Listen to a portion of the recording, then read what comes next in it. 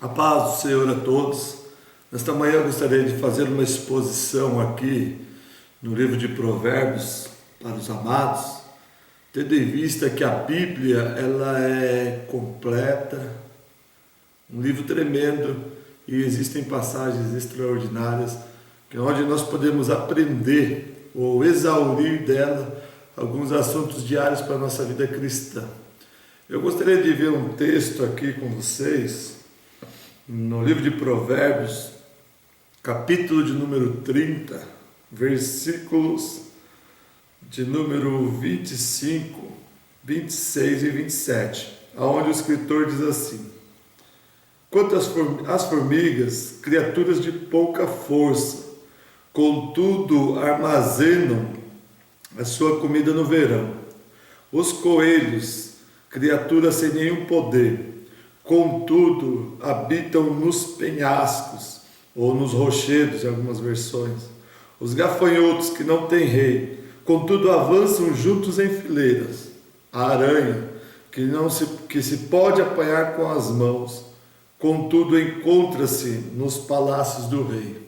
Eu estou usando uma versão da Bíblia que é a linguagem contemporânea, e em outras versões pode o texto mudar um pouco, mas o significado da palavra é a mesma. Esse texto que nós lemos, nós precisamos entender que aproximadamente 90% dos provérbios foram escritos pelo grande rei, o sábio Salomão, a qual Deus lhe concedeu sabedoria e graça. Agora, existem dois provérbios, que é o 30 e o 31, que não são da autoria do rei Salomão. Este provérbio de número 30, a autoria dele é de um grande homem, de um sábio ismaelita da tribo de Massá, descendente de Ismael, um árabe, cujo nome era Agur. Agur, um homem muito inteligente, sábio, dá para se ver que ele era um rabino, um mestre, vamos dizer assim, na Arábia, um professor, alguém que tinha estudado, que tinha ciência do que estava falando e que havia conhecido a respeito desse grande Deus e podendo observar os seus grandes feitos. Nós vamos ver aqui no capítulo 30 todo, Agur fazendo uma exposição do que ele entendeu sobre a grandeza de Deus. E nessa exposição nós vamos ver vários textos interessantes, mas eu quero me ater com vocês aqui no texto que eu acabei de ler, onde ele faz uma espécie de analogia com a natureza, com as coisas que Deus criou e podendo exaurir dali assim lições para a sua vida prática. Porque se nós, os seres humanos, pararmos para pensar e olharmos a natureza, os feitos de Deus, nós vamos ver que há lições poderosas para aprendermos e aplicarmos no nosso dia a dia. E se os crentes, os homens, as mulheres, as pessoas aplicassem essa regra de fé, que é observar os feitos de Deus, o mundo seria completamente diferente. Então vamos lá. O primeiro versículo, Agur vai falar sobre uma criatura de Deus que é fácil de ser encontradas e ser até observadas, que são as formigas. Um inseto com característica própria. Por exemplo, nós sabemos que a formiga, no período do verão, ela tem dentro do seu grupo, do seu formigueiro, a incumbência de acarretar, colher o máximo de alimento possível, para que quando chegar o período do chamado inverno, ela possa ter um subsídio para passar todo o período do inverno dentro do seu formigueiro. Nós vemos as formigas trabalhando literalmente no período de verão, onde há sol, onde o clima ajuda, ou seja, elas estão ali colhendo,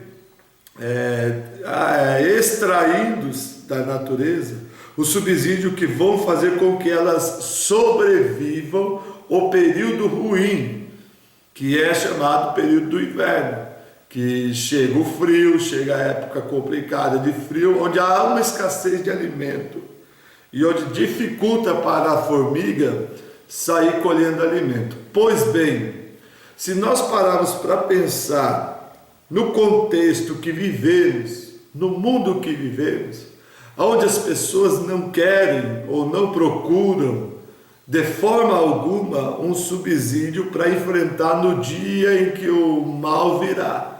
Porque Paulo bem disse que ele aprendeu a sobreviver no momento difícil e aprendeu a sobreviver, a viver no momento fácil, nos momentos mais regalados da vida.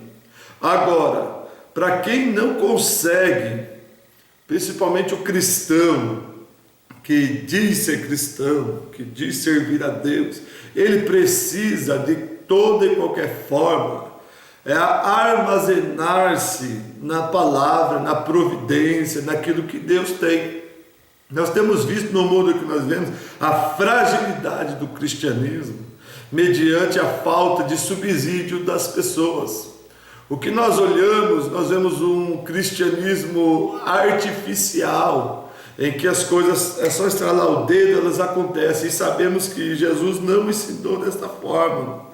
Jesus falou assim: aquele que me ama são aqueles que guardam e praticam a minha palavra, ou seja, aqueles que têm uma dispensa espiritual. As formigas trabalham, para quê? Para que no inverno elas possam ter este subsídio. E por que o homem e a mulher, eles entendem que as coisas têm que ser para cima da hora? Não gostam de buscar em Deus o conhecimento, a graça necessária. E como se fosse assim, de Senhor me enche, Ele vem e enche. Senhor dá a palavra, Ele vem dar. Não é assim que funciona. Se nós pararmos para entender, nós precisamos trazer sobre nós. Porque o escritor diz, porque a palavra diz que no dia da angústia nós precisamos ter força e subsídio em Deus. Não existe outra forma. Uma bagagem em Deus. Se nós pararmos para olhar os textos, principalmente o Salmo de número 119, que possivelmente não foi escrito por nem Davi, nem Moisés, foi escrito por Esdras, ele vai dizer assim no Salmo 119, versículo 105, lâmpada para os meus pés é a tua palavra. Ou seja, ele já guardei a palavra no meu coração para não pecar contra ti. Eu tenho um subsídio para viver um momento difícil, um momento de crise, um momento complicado. Quando Jó vai dizer assim, eu quero trazer, quando Jeremias vai dizer assim, eu quero trazer à memória aquilo que me traz esperança, ele está dizendo de algo lá atrás que ele já vivenciou, algo lá atrás que ele já teve na sua vida. Então, amados, se nós não pararmos para buscar o Senhor, no momento em que é o verão ainda, vamos dizer assim, na nossa vida, quando chegar o inverno seremos sucumbidos por ele.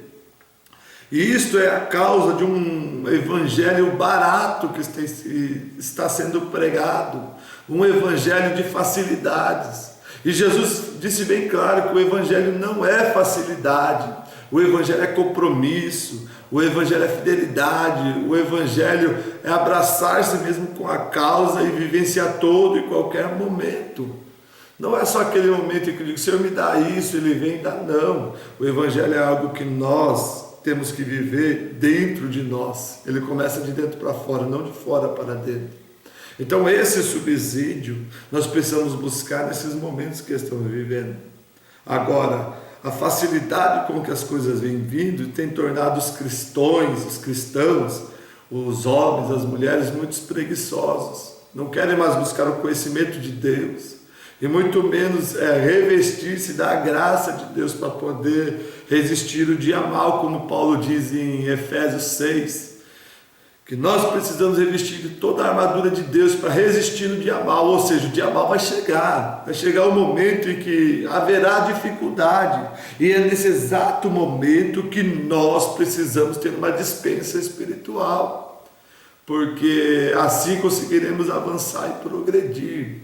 O cristianismo, ele não é lugar de pessoas perfeitas, mas ele é um lugar de aperfeiçoamento.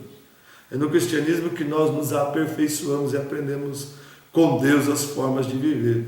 E é bem claro isso que nós podemos ver no próprio exemplo do Senhor Jesus, que sempre estava no monte. Ele acabava de curar um enfermo, ia para o monte. Ele ressuscitou Lázaro, ia para o monte. Nós vamos ver sempre ele no monte buscando a presença do Senhor, porque ele precisava ter um subsídio para resistir o inverno que viria, que iniciou-se lá no Getsêmani.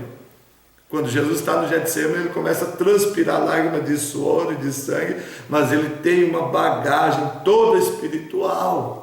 Agora, os crentes de hoje estão fracos porque não têm essa bagagem espiritual, não guardam, não têm o alimento guardado para que quando ele precisar, quando chegar o inverno, ele vá até a sua despensa e tire este alimento para poder passar esse momento de crise, porque a crise é passageira. O choro dura uma noite, pode durar uma noite, mas a alegria vem pela manhã. Toda crise é passageira. As crises existenciais todas são passageiras.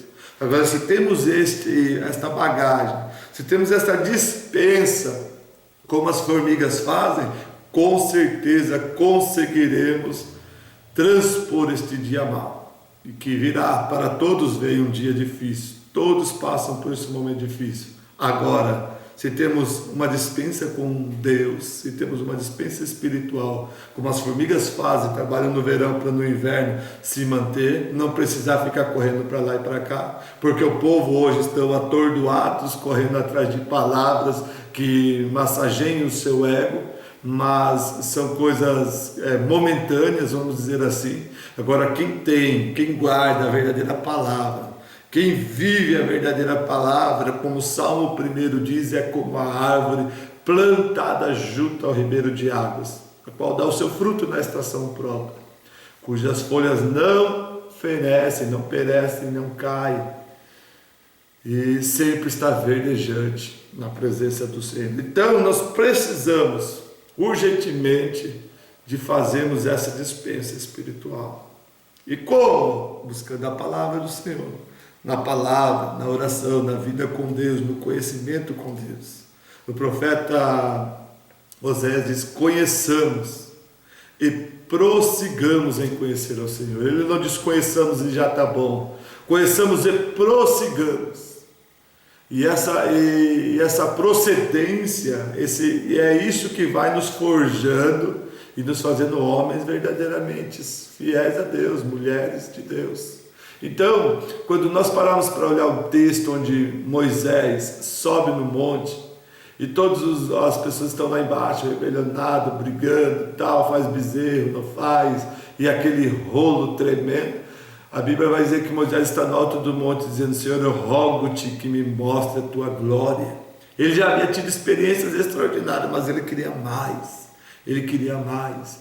Quando ele falece, Deus, a voz do Senhor vem para Josué dizendo assim: medita no livro desta lei, de dia e de noite, tudo o que você fizer prosperará. Ou seja, Deus estava dizendo para Josué: busque, se encha, se capacite, se renove, seja uma pessoa que tenha subsídios para viver no momento da crise. Então podemos ficar com esse ponto que nós estamos falando aqui sobre as formigas como um exemplo para nós. Agur observou isso. Ele viu que elas trabalhavam no momento certo. Elas não só trabalhavam o ano todo, não. Elas trabalhavam um período, e no outro período difícil elas vivenciavam ali, se alimentando daquilo que elas haviam guardado no seu celeiro, no seu formigueiro. Então nós podemos aprender muito com isso. O segundo animal o segundo versão que Agur viu, a segunda coisa que Agur teve a oportunidade de observar, foram os coelhos. Se nós pararmos para pensar aqui, quem conhece conhece a causa, sabe que o coelho ele é um animal frágil. Em algumas versões aí da Bíblia vai estar arganazes, mas é a mesma espécie, é uma espécie de coelho. O que o coelho faz? Ele é um animal frágil, não tem defesa, ele não consegue se defender. Então ele desenvolveu uma habilidade extraordinária, entendendo a sua fragilidade, entendendo o jeito com que ele é, entendendo que ele não tem muitas defesas e ele está exposto aos riscos, ele desenvolveu automaticamente um sistema de segurança. Qual sistema de segurança é esse?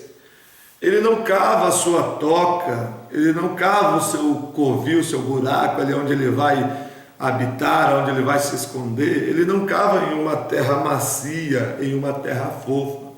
Ele migra para a região de pedras montanhosas, como nós lemos no texto aqui, dos penhascos. Por que ele faz a sua toca nos penhascos? Porque no penhasco, na rocha, é muito mais difícil outro animal predador cavar e arrancá-lo dali e tirá-lo para fora e assim arrancar a sua vida, porque ninguém gosta de mexer com rocha, ninguém gosta de mexer com pedra, ninguém quer cavar pedra. E o salmista Davi, e quem para nós aqui seria esta pedra? O salmista Davi diz no Salmo 40: esperei com paciência no Senhor, ele se inclinou para mim, ouviu o meu clamor, me tirou de um lamaçal de pecado e firmou os meus pés sobre uma rocha. Pedro vai dizer lá na sua epístola, no final da Bíblia, lá Pedro vai dizer assim, que a pedra que os construtores rejeitaram, esta veio a ser a pedra principal, a pedra angular, ou seja, a pedra em que todos são edificados por ela. Quando Jesus fez ali um trocadilho de palavras com Pedro, dizendo, tu és Pedro, Jesus quando diz, tu és Pedro, ele está dizendo, tu és pó de pedra, Cefas quer dizer fragmento de pedra. Aí Jesus retorna a sua palavra para si mesmo, dizendo, mas sobre esta pedra edificarei a minha igreja. Então, se nós somos frágeis como esses coelhos, precisamos desenvolver na nossa mente, entender que sem Cristo nada somos. Nós precisamos literalmente nos esconder nesta rocha, porque uma vez que estamos nesta rocha, os predadores espirituais não irão nos destruir. Quando fazemos nossa casa nessa rocha, quando nos escondemos nesta rocha, quando nós estamos nesta rocha, com certeza as coisas mudam. Satanás não vai tocar em você. Satanás não virá contra a tua vida porque você está escondido na rocha. Agora, se você faz a sua casa em qualquer fundamento, com certeza será um alvo fácil. Jesus, na parábola do moço que fez uma casa na areia, o outro construiu a casa na rocha, deixa isso bem claro. O que construiu a sua casa na rocha levou um pouco maior de tempo para fazer. O que construiu na areia foi rápido. As casas ficaram iguais, ficaram do mesmo jeito, parecidas, só que com um problema, só que com uma dificuldade. Quem fez na rocha tinha fundamento, quem fez na areia não tinha fundamento. O vento bateu, soprou, a casa que estava na areia desabou, e a que estava na rocha ficou firme. Por quê? Porque na rocha nós temos firmeza. Agora, se estamos com a nossa casa na areia, sem chance. No primeiro vendaval ela vai desarmar, ela vai cair, ela vai desabar. Então, os coelhos, eles pegaram sua habilidade de pensar um pouco, não sei se posso dizer pensar, mas eles desenvolveram isso para sua segurança, se esconderam na rocha. E nós, toda vez que estamos escondidos em Cristo, Ele nos preserva. Escondido nele nós podemos vencer, podemos triunfar. Agora, se a nossa vida não estiver nesta rocha, estaremos perdidos na mão de Satanás. Então, amados, os coelhos, eles habitam nas rochas porque a dificuldade de ser predado ali é muito maior. E agora, observando isso, então nós temos que nos guardar em Deus, nos esconder no Senhor. Nós temos que habitar nesta rocha, a rocha que muitos rejeitam, a rocha que muitos têm rejeitado por aí, mas é a nossa rocha eterna, Jesus Cristo, o Salvador da nossa vida, que nos dá força para nos mantermos firmes, porque uma vez que nós estamos com o nosso fundamento nele, o negócio é outro, a vida é outra. Vem o vento, vem a chuva, vem o mar, vem as tempestades da vida, nós estamos firmes e constantes Não somos aquele crente que a maré leva ele para onde quer, não. Nós temos firmeza, e a nossa firmeza é Cristo. Vamos lá, estou gostando, vamos lá, vamos para a próxima visualização de Agur aqui. Agora vai arder um pouco aí, mas é tremendo. Os gafanhotos, que não têm rei. Amados, se existe uma coisa que destrói o reino de Deus, que acaba com a igreja do Senhor, que destrói a sociedade, que destrói o povo, porque nós somos uma civilização, somos uma sociedade, tanto na igreja, tanto no mundo, é a desorganização. Tudo que é desorganizado, ele não tem a probabilidade de avançar. Ele não avança, ele não progride. Uma igreja desorganizada não vai. Uma escola desorganizada não vai. Uma sociedade desorganizada não vai. Agora, Agur olhando, ele vê a organização dos gafanhotos. Por quê? Porque o gafanhoto é um animal, é um inseto simples, pequeno. Se um gafanhoto sai daqui e vai para ali sozinho, ele é fácil de ser predado porque ele não coloca medo, ele é um inseto pequeno. O predador vai olhar e vai ver que é um inseto bem pequeno. Então eles desenvolveram uma capacidade de se ajuntar, e toda vez que uma praga de gafanhoto chega numa plantação, ele chega como uma nuvem, que é muito difícil de ser predada. E o cristianismo é isso. Servir a Deus é isso. Ninguém é super-herói, ninguém é bom demais para andar sozinho, ninguém é o melhor, ninguém consegue fazer nada sozinho. Até o próprio Jesus, ele escolheu 12 discípulos para andar com ele e fazer a obra. Um foi o que traiu. O próprio Jesus, quando subiu no Gólgota, num monte chamado Caveira, ele precisou da ajuda de Simão Cirineu para carregar a sua cruz. Então os gafanhotos, eles andam em bando. E hoje o que mais inibe o crescimento, estou dizendo crescimento, não estou dizendo inchaço, porque inchar uma igreja é fácil, encher uma igreja de pessoas é fácil, aglomerar um grupo de pessoas é fácil, é só fazer os malabarismos espirituais, que é o que muito acontece por aí. O povo fica curioso e vem. Eu estou falando de unidade, de um só corpo, como Paulo diz que Cristo é a cabeça, nós somos o corpo, e se o dedinho sentir dor, a mão, o braço, a perna, a mente, todos sentem. Eu estou falando de unidade do corpo de Cristo. E é o que Satanás mais tenta fazer, é desunir, dividir. E Agur, observando, ele viu que os gafanhotos, eles tinham esta habilidade de se organizarem e saírem em bandos. E em bandos eles se repartiam ali, mas com uma só visão, com um só objetivo, com uma só finalidade. Nós não podemos estar no corpo de Cristo e cada um pensar de uma forma. Esse foi o grande problema da igreja de Coríntios. Na igreja de Corinto, o que vai acontecer na igreja de Corinto? Uma igreja que Paulo diz assim: eu tenho por certo que não falta para vocês nenhum dom. Uma igreja repleta de dons, uma igreja repleta de mestres, vamos dizer assim. Só que uma igreja dividida, uma igreja partidária, uma igreja com sérios problemas morais, uma igreja complicada, onde que há uma desunião. Nós vamos ver um dizendo: eu sou de Paulo, eu sou de Pedro, eu sou de Apolo. Não é isso que Cristo quer. E Paulo diz: quem é Pedro? Quem é Apolo? Quem é Paulo? Não, um só é Cristo. Nós não podemos estar divididos, porque Jesus disse que um reino dividido não subsiste. A organização desses insetos, amados, os insetos são organizados. E por que o cristianismo não pode ser organizado? Por que existem estas brigas, essas contendas, essas dissensões que muitas vezes trazem malefícios para a obra?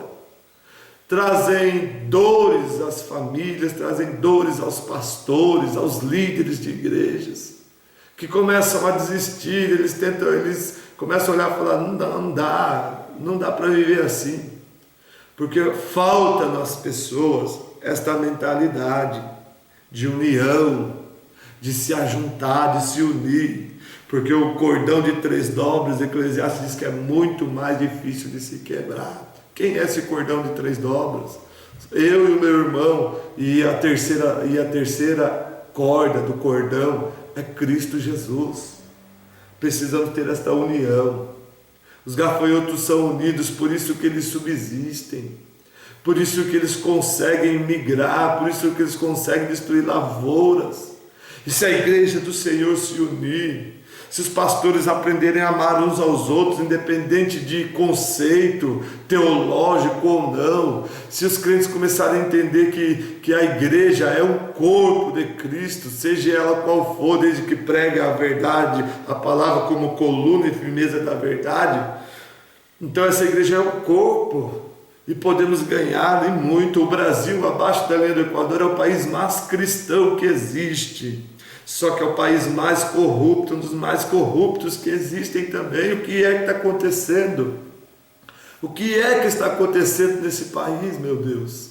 Eu pergunto para os irmãos, o que acontece é a falta de união, a falta de amor entre os irmãos, a falta de conscientizar que o importante é o reino. E dizer como João Batista disse, que ele cresça e que nós diminuamos. Então essa unidade, a igreja primitiva cresceu, avançou por causa desta unidade. Por que a igreja tinha êxito? Eu estou dizendo crescimento, não estou falando de inchaço. Inchaço é diferente de crescimento, porque inchar a igreja é fácil. Estou falando crescimento, porque crescimento o nome já diz. Quando uma planta cresce, ela vai crescendo, ela não cresce só para cima, ela cresce para baixo também, onde que as suas raízes ficam fixadas. Porque crescer para cima é fácil, depois empurra, cai. Agora quando a raiz cresce para baixo, a planta cresce para cima, é diferente. Inchar é fácil. Agora eu estou dizendo crescer. O crescimento ele traz muitos benefícios, porque ele não é rápido, mas ele vai crescendo, se formando, se fortalecendo e se fixando. Então a igreja crescia por causa da unidade, de um só pensamento, de um só sentimento. O irmão A não queria fazer valer a sua opinião em cima do irmão B, eram sentados, o Espírito Santo tomava conta do ambiente onde estavam, tinha espaço para falar, o Espírito de Deus tinha espaço para agir. Quantas pessoas hoje, amados, que estão vivendo momentos difíceis e o Espírito de Deus quer trabalhar, só que às vezes não acha unidade, e se não tiver unidade não adianta, ele não trabalha. O Espírito de Deus não é um espírito de confusão, de bagunça, de baderna, ele é um espírito da unidade. Quando todos estão no mesmo sentimento, quando todos estão no mesmo pensamento, quando não existe o maior, eu sou o fulano de tal, eu sou a fulana de tal, não existe. Para Deus, nós estamos no mesmo patamar. Precisamos nos humilhar, entender que somos nada. Sem Deus não somos nada. Então temos que ter essa unidade. Vamos lá então? Palavra dura, mas é a palavra de Deus. Eu gosto muito desse escrito de Agur, porque ele nos traz lições extraordinárias. Vamos lá, na terceira versão aqui, na quarta, ele vai falar sobre os gafanhotos. Em alguma versão da Bíblia aí você vai encontrar a palavra lagartixa. Só que a versão mais correta, na revista e corrigida, dá para nós entender que é a aranha mesmo, porque algumas versões, elas, na forma de traduzir a linguagem, elas às vezes se perdem um pouco. Então nós precisamos tentar buscar no original mais o texto que nós olhamos para ele se encaixa melhor aqui, né? Então para nós entendermos melhor, fica melhor o texto da revista corrigida, que traz o texto da aranha. Por que Agur está dizendo sobre a aranha? E este é outro inseto muito interessante. Vamos entender como que uma aranha trabalha. Ela tem os seus meios para sobreviver. E um dos seus meios é formando a sua teia. Ela arma, dificilmente você encontrar a aranha na teia, porque ela arma a sua teia. Ela tem um trabalho de encontrar primeiro um ponto estratégico, aonde ela entenda que algum inseto passará por ali. E assim, desta forma, ela arma a sua teia e deixa a sua teia armada.